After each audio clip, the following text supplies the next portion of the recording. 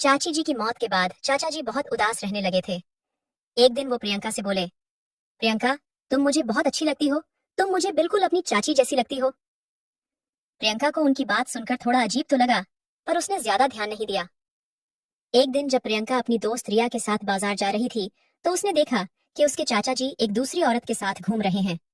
जब प्रियंका ने अपने चाचा जी को यह सब करने के लिए मना किया, तो चाचा जी कहा, अगर तुम मेरी जरूरतों को पूरा कर दो, तो मैं उस औरत के साथ नहीं घूमूंगा। अपनी छोटी बहन की जिंदगी बचाने के लिए प्रियंका ने उनकी बात मान ली।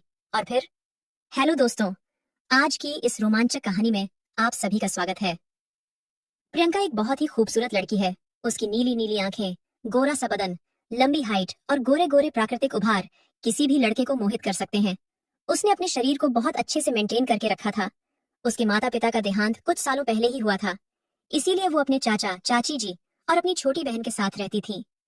प्रियंका अपने चाचा चाची से बहुत प्यार करती थी, पर कुछ ही सालों पहले उसके ऊपर दुखों का पहाड़ फिर से टूट पड़ा। एक साल पहले ही उसकी चाची जी का भी निधन हो गया था। उसके बाद वो सब बहुत दुखी रहने लगे थे। चाची जी की मौत के बाद उसके चाचा जी भी बहुत अकेलापन महसूस करने लगे थे। चाची की याद में वो कभी कभी रात भर रोया में करते थे। प्रियंका ये सब देखकर बहुत बेचैन हो जाती थी, क्योंकि वह अपने चाचा जी से बहुत प्यार करती थी और वो उनको बिल्कुल भी दुखी नहीं देख पाती थी। प्रियंका को यह सब देखकर बहुत दुख होता था, क्योंकि चाचा जी अब पहले की तरह खुश नहीं रहते थे। हालांकि वो अब भी प्रियंका से बहुत ज्यादा प्यार करते थे। प्रियंका भी उनको खुश रखने के लिए हर संभव प्रयास करती थी। धीरे धीरे समय बीत रहा था और चाचा जी के व्यवहार में भी बदलाव आने लगे थे, पर यह बदलाव बहुत ही अजीब थे। अब वो प्रियंका के साथ दोस्तों की तरह व्यवहार करने लगे थे और अब वो उससे बहुत ही ज्यादा बातें भी करने लग गए थे। पहले तो प्रियंका को सब कुछ ठीक लगता था, पर धीरे धीरे उसको भी चाचा जी का यह व्यवहार अजीब लगने लग गया था। वह समझ नहीं पा रही थी कि अचानक से ऐसा क्या हुआ, जिसके बाद चाचा जी इतना बदल गए हैं।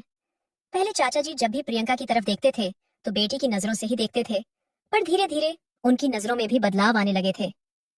एक दिन की बात है, सारे लोग एक साथ बैठकर खाना खा रहे थे। तभी अचानक से चाचा जी ने प्रियंका से पूछा, प्रियंका, क्या तुम्हारा कोई बॉयफ्रेंड है? चाचा जी का यह सवाल सुनकर प्रियंका बिल्कुल ही हैरान रह गई। उसको यकीन ही नहीं हो रहा था कि उसके चाचा जी उससे ऐसा सवाल करेंगे। उसने चौंकते हुए जवाब दिया, नहीं चाचा जी, मेरा कोई बॉयफ्रेंड नहीं है। चाचा जी बोले, प्रियंका, तुम मुझे बहुत ही खूबसूरत लगती है, जैसे तुम्हारी चाची जी लगती थी। मुझे तुम्हारे साथ वही अपनापन महसूस होता है जो मुझे तुम्हारी चाची जी के साथ होता था। चाचा जी की यह सारी बातें सुनकर प्रियंका दंग रह गई थी। कुछ देर बाद उसकी छोटी बहन कमरे में आई और चाचा जी को किसी काम की वजह से बाजार ले गई। चाचा जी के बाजार जाने के बाद भी प्रियंका के दिमाग में चाचा जी की वही सारी बातें घूम रही थी। वह समझ ही नहीं पा रही थी कि अचानक से चाचा जी को क्या हो गया, वो यह सब बातें क्यों कर रहे हैं। यही सब सोचते सोचते प्रियंका को नींद आ गई और वह गहरी नींद में सो गई। कुछ देर बाद अचानक से उसकी नींद खुली तो उसने देखा कि घर में अंधेरा हो चुका है। उसने सोचा कि शायद चाचा जी और उसकी छोटी बहन अभी भी बाजार से वापस नहीं आए हैं। वो तब तक घर का सारा काम निपटाने लगी और कुछ ही देर बाद चाचा जी और उसकी छोटी बहन बाजार से वापस आ गए। प्रियंका उन लोगों के पास बैठकर उनसे बात करने लगी, लेकिन थोड़ी ही देर बाद चाचा जी फिर से किसी काम के लिए बाजार चले गए। प्रियंका के दिमाग में फिर से वही सारी बातें घूमने लगी। वो समझ ही नहीं पा रही थी कि चाचा जी ने उससे इस तरह की बातें क्यों की। थोड़ी देर बाद प्रियंका की सहेली रिया उससे मिलने आई। वह बोली, अरे प्रियंका, अकेली बैठी बैठी क्या सोच रही हो? प्रियंका ने उसे टालते हुए कहा, अरे कुछ नहीं, बस ऐसे ही बैठी हूँ। फिर प्रियंका ने रिया से पूछा, यार कोई ऑनलाइन पैसे कमाने का तरीका हो तो मुझे बताओ। रिया ने हंसते हुए जवाब दिया, अरे प्रियंका, पैसा कमाना इतना आसान थोड़े ही है। रिया ने प्रियंका से कहा, मेरे साथ बाजार चल, मुझे एक छोटा सा काम है। प्रियंका रिया के साथ बाजार चली गई। रास्ते में प्रियंका ने अपनी चाचा जी को देखा, वो किसी दूसरी औरत के साथ घूम रहे थे। प्रियंका यह सब देखकर हैरान रह गई। चाचा जी उस औरत को शॉपिंग करवा रहे थे और शॉपिंग करवाने के बाद वो उसे होटल में ले गए। प्रियंका को बहुत गुस्सा आ रहा था। वह सोच रही थी कि ऐसे कैसे चाचा जी किसी दूसरी औरत के साथ घूम सकते हैं। प्रियंका घर वापस आकर चाचा जी के लौटने का इंतजार करने लगी। उसने अपनी छोटी बहन को चाचा जी के बारे में कुछ भी नहीं बताया था, क्योंकि वह नहीं चाहती थी कि उसकी छोटी बहन चाचा जी के बारे में कोई गलत फहमी रखे। शाम को जब चाचा जी घर वापस लौटे तो प्रियंका उनके कमरे में गई और उनसे पूछा, चाचा जी, आप बाजार में किस औरत के साथ घूम रहे थे? चाचा जी, यह सही नहीं है। चाची जी की मौत के एक साल बाद ही आप दूसरी औरत के साथ घूमने लगे, लोग क्या कहेंगे? चाचा जी प्रियंका की बात को बीच में ही काटते हुए बोले, प्रियंका, मुझे लोगों की परवाह नहीं है। मुझे उस औरत के साथ रहना अच्छा लगता है। मुझे उसके साथ घूमना अच्छा लगता है तो मैं अपने मन की ही करूंगा। प्रियंका ने चाचा जी को बहुत समझाने की कोशिश की, पर वह समझना ही नहीं चाहते थे। अंत में उन्होंने प्रियंका से कहा, अच्छा ठीक है प्रियंका, मैं अब से उस औरत से नहीं मिलूंगा, लेकिन तुम्हें भी मेरी एक शर्त माननी होगी। प्रियंका ने हैरान होकर पूछा, आपकी क्या शर्त है चाचा जी? चाचा जी ने कहा, जैसे वह औरत मेरे साथ घूमती है, वैसे तुम मेरे साथ घूमोगी और मेरी सारी जरूरतें पूरी करोगी। प्रियंका यह सुनकर दंग रह गई। उसने तुरंत ही कहा, आप ये कैसी बातें कर रहे हैं चाचा जी? मैं ऐसा बिल्कुल भी नहीं करूंगी। चाचा जी ने भी गुस्से से कहा, तो फिर मैं जो भी कर रहा हूँ मुझे करने दो, मुझे रोकने की कोई जरूरत नहीं है। अगर तुम मेरी जरूरतें पूरी नहीं कर सकती तो मुझ पर हुक्म चलाने की भी जरूरत नहीं है। प्रियंका वापस अपने कमरे में चली गई। अब तो उसकी उलझने और भी ज्यादा बढ़ गई थी। अब वो समझ चुकी थी कि चाचा जी उसे किस दिशा में ले जाना चाहते हैं। प्रियंका ने कभी भी ऐसा नहीं सोचा था कि चाचा जी उसके साथ ऐसा कुछ करेंगे। वह हमेशा से उन्हें अपना आदर्श मानती थी। प्रियंका ने उनसे कहा, अच्छा ठीक है चाचा जी, मैं आपको शाम को सोचकर बताती हूँ। इतना कहकर वो अपने कमरे में चली आई और बैठकर सोचने लगी। अब उसे पूरी तरह समझ आ गया था कि चाचा जी उससे क्या चाहते हैं। चाचा जी के शब्दों को याद कर करके प्रियंका और भी ज्यादा टेंशन में जा रही थी। उसने कभी अपने सपने में भी नहीं सोचा था कि उसके चाचा जी ऐसा कुछ करने की सोच सकते हैं। उसे तो लगता था कि वो एक बहुत ही शरीफ इंसान है। उसको लगता था कि चाची जी की मौत के बाद चाचा जी ही उसका ध्यान रखेंगे, लेकिन वह तो गलत कामों में पड़ चुके थे। प्रियंका चुपचाप बैठी थी और उसके मन में हजारों ख्याल एक साथ दौड़ रहे थे। उसको अपने कानों पर यकीन ही नहीं हो रहा था कि उसने यह सब कुछ सुना है कि उसके चाचा न सिर्फ अपनी बल्कि उसकी और उसकी छोटी बहन दोनों की जिंदगी बर्बाद करना चाहते हैं। उसका दिल इतनी तेजी से धड़क रहा था कि अगर कोई पास खड़ा हो तो आसानी से सुन सकता था।